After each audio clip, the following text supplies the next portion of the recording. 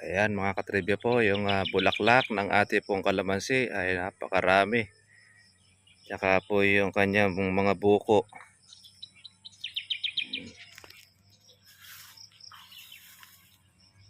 Ito ay tinatawag natin na pre-spray. Sabihin, kaya tinawag natin itong pre-spray, di na po tayo nag-i-spray ng ating kalamansi ngayong panahon na ito na June at May. Kaya naman tayo hindi na po nag-i-spray mga katribya dahil libre na po sa maninira o sa tusok. Kaya lahat halos ng ating mga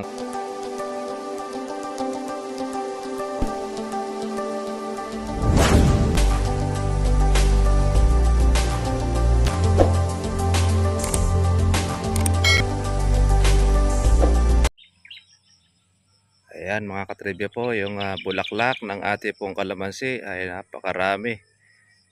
Tsaka po yung kanyang mga buko.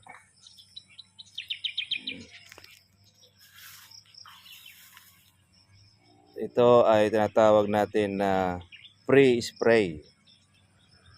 Sabihin, kaya tinawag natin itong pre-spray, di na po tayo nag-i-spray ng ating kalamansi ngayong panahon na ito na June at May. Kaya naman tayo hindi na po nag-i-spray mga katribya dahil libre na po sa maninira o sa tusok.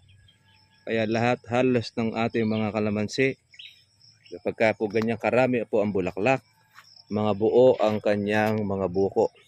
Ayan. Tingnan niyo po ito. Bilog.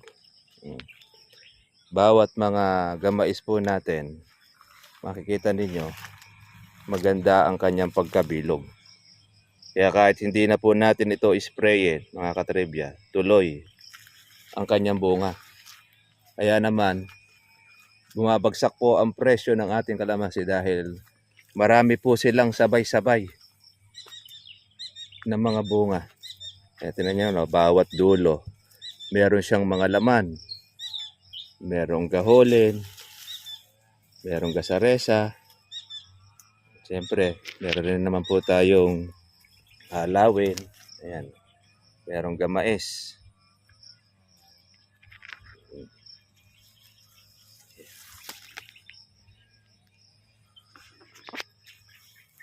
Kaya po sa kalamansi mga ka-farmers, yan dito natin sila maaasahan. Napakasipag pong magbulaklak, napakasipag magbunga. Ikaw na lang po ang magsasawa po na mag-alaga po sa kanya. Kaya pagka diretso po ang inyong alagang ginagawa, hindi po kayo mawawalan ng titasin. Kahit palagay mo ng mga paunti-unti na may nakukuha, at least meron nagiging kapalit. Yan, nasipin ninyo, oh. Ang dami pong mga buko niyan. Oh. Oh, meron rin pong nasisira, ayan, oh, kagaya nito, pero madalang. Daig pa natin po mga katribya po yung nag-spray.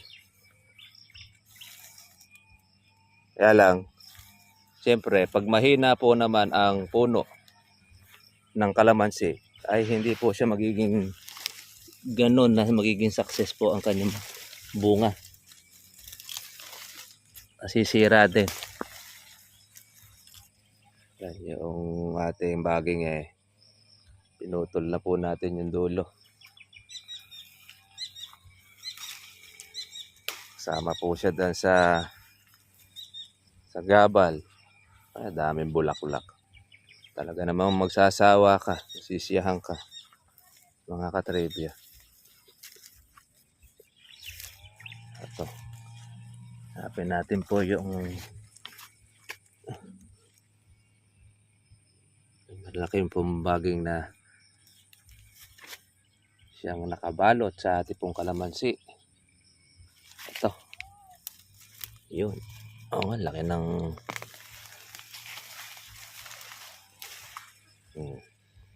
kaya kailangan binubunot natin ito. Damuhin na uli ang ating kalamansi.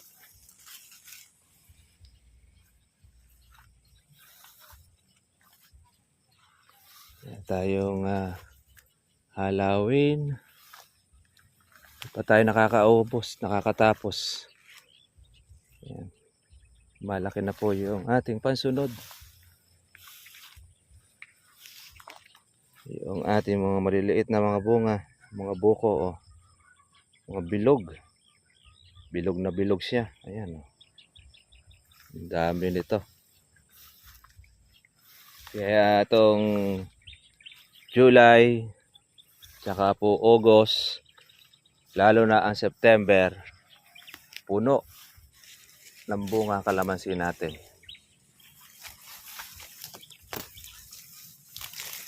Hindi natin alam kung magkano po ang presyo niyan sa merkado.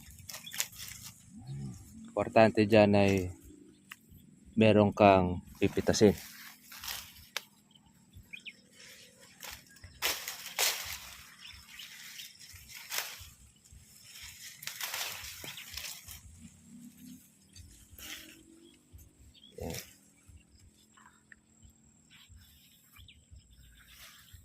Yan.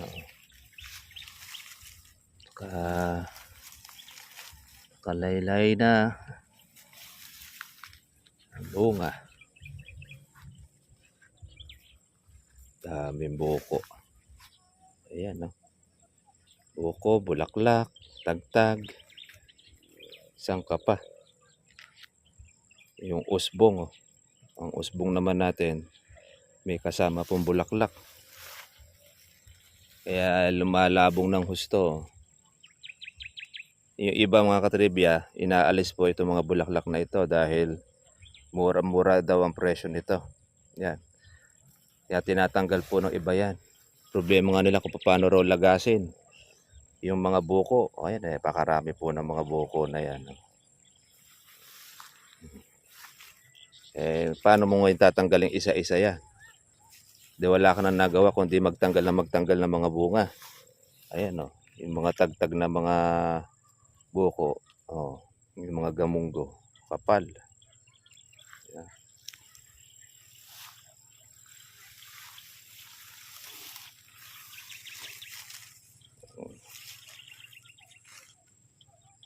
Sa iba, yung ganitong size mga katribya, pinipitas na.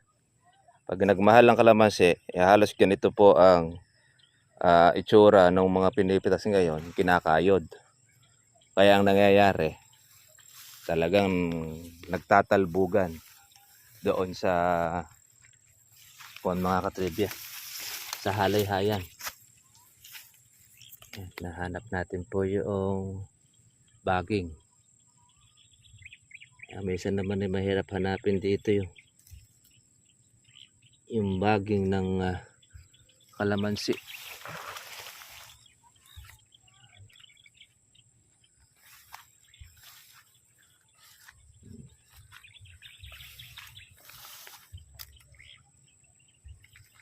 Siyapin ninyo mga katribya po ito 3 taon at kalahati. Mahigit. Kaya kalakasan na noong ating kalamansi. Saka naman ninyo mga katribya po yung labong na.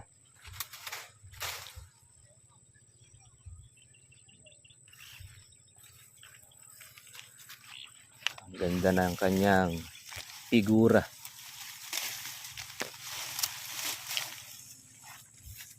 Para masulit po ang ating alaga.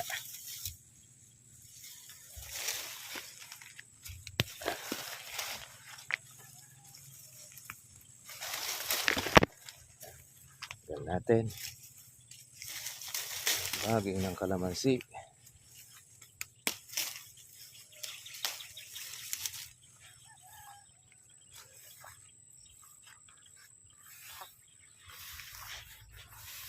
Ito.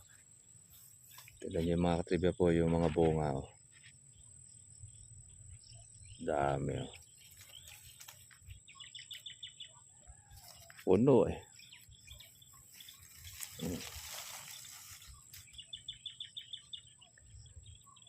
Malaylay na yung kanya.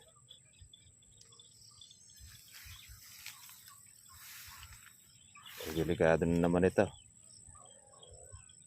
Ito yung mga maliliit na mga bunga.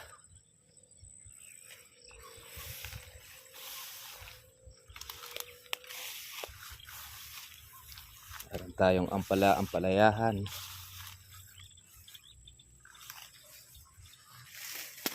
Ito masarap na ulam. Karninas lang ang katapat niya. Ampalayang ligaw. Pero yan naman po ay bumabaging din dun sa ating kalamansi. Ito. Tumubo yung ating kalamanda rin.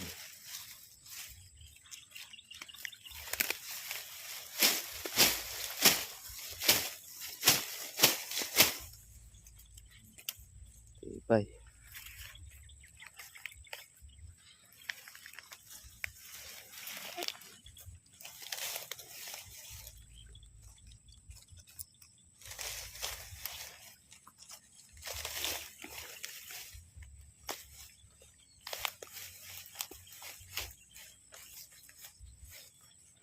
Ito ginagawa natin. Pagka tumubo yung kalamanda rin, kailangan maibaba.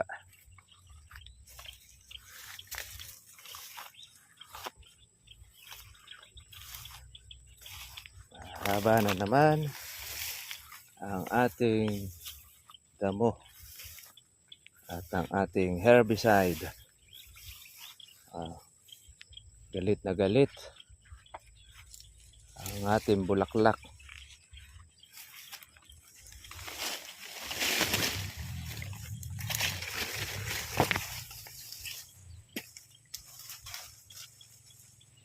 Yung baging natin.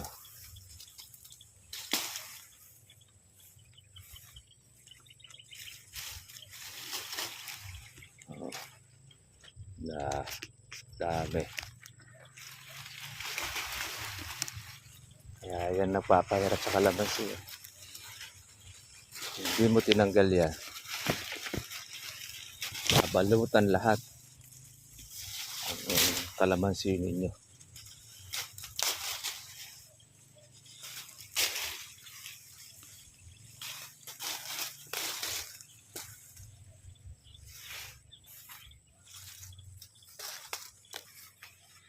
Dapat talaga dyan binubunot. Pagka nagtire-diretso mga katriba po yung ganda ng panahon, pwede na tayo mag-spray ng ating pandamo herbicide para maagad natin. Hindi kasi natin kaya ito maagad pagka bubunutin lang natin isa-isa. Matagal, matrabaho. Ayan, mula sa bulaklak, sa bunga, sa mga bukong mga maliliit, puno ang ating kalamansi. Ano pa ba ang hahanapin natin mga katribya? Sa presyo na lang po tayo magkakatalo dyan kung magkano. Pero itong mga ere, mahahabol pa sa mahal. Kakahabol pa tayo mga katribya.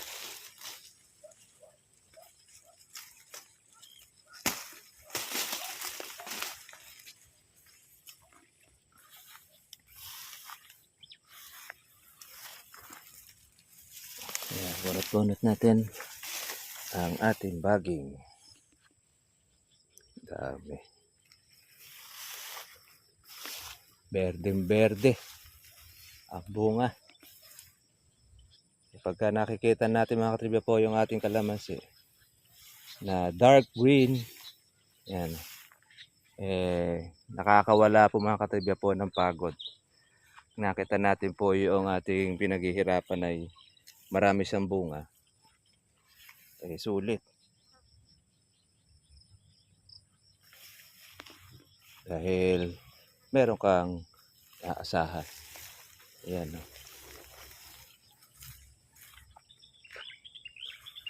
Kaya tiyaga-tiyaga lang. Tatayo harvest din.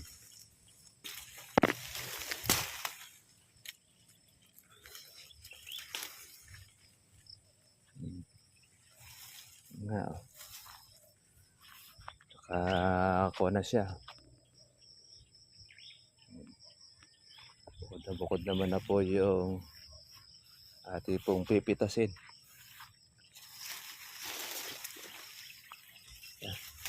Kumukulimlim na naman mga katribya.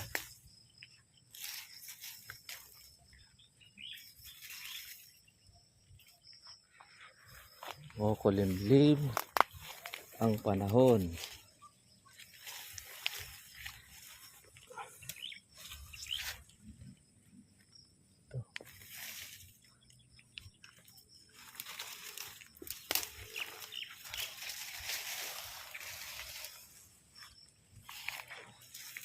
Baging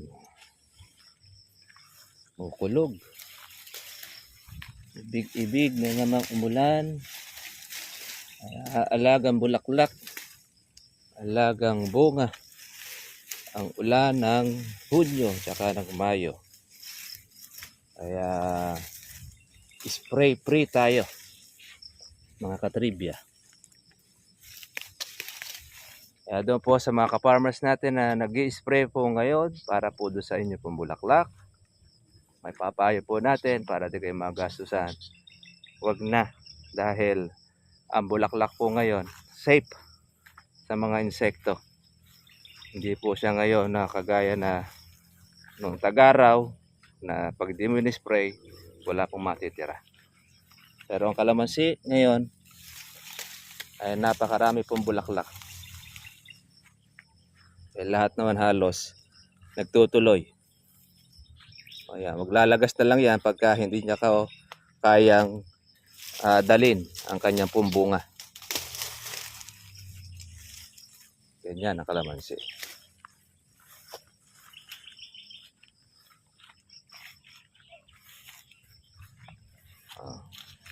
Sige mga katribya, kita na po tayo po bukas at maraming salamat po sa ating pong mga viewers. Huwag niyo kalimutan po mag-subscribe para po sa ating pong mga bagong mga video, mga upload na i-upload po natin sa ating pong channel. God bless you lahat. Bye bye.